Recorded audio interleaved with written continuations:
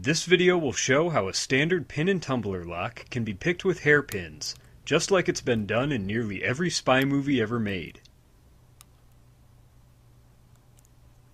The first thing we need to learn is how these locks work. In a pin and tumbler lock like this, which is the most common type of lock in use today, a series of pins cut at different lengths prevent the barrel of the lock from turning unless each pin is pressed up to the exact right height.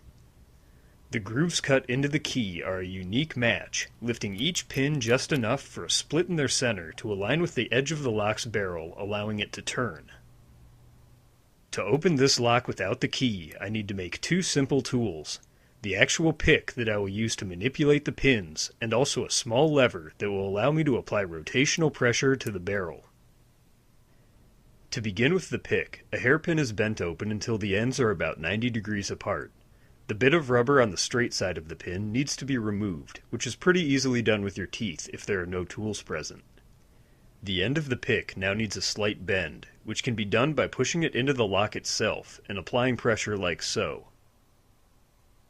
The last improvement that can be made is to bend the other half of the hairpin into a bit of a handle, which will make the pick a lot easier to control. Now making the lever that will turn the lock is extremely simple, and just involves bending a pin as shown so it can be inserted into the keyhole, causing pressure on the arm to translate into rotational force on the lock. Now we're ready to actually begin picking, and our lever is inserted into the lower side of the keyhole, leaving enough room for the pick to be inserted above. The first step is to put tension on the lever with one hand so that the barrel of the lock is under pressure to turn. It of course cannot turn because the pins are in the way and cause the barrel to seize, but it's precisely this friction between the pins and the barrel that I'll be taking advantage of. Keeping tension on the barrel, the pick is inserted, and the first thing to notice is that even though the lock is under pressure, some of the pins still move up and down freely. Because of inherent imperfections in all locks, only one or two pins will ever bind against the barrel at the same time. For now, the pins that easily raise and fall can be ignored, and our focus should be on finding one that is currently seized. Seized pins can be identified by one at a time feeling each pin with the end of the pick, pressing them up slightly and letting them fall again. When we find a seized pin, it will behave differently, being much harder to push up than the rest, assuming you are keeping constant pressure on the lever this whole time. Once the first seized pin is found, which just happens to be the third pin in this lock, it is very slowly and carefully forced upwards. Eventually the split in the seized pin will align with the edge of the barrel, and there should be an audible click.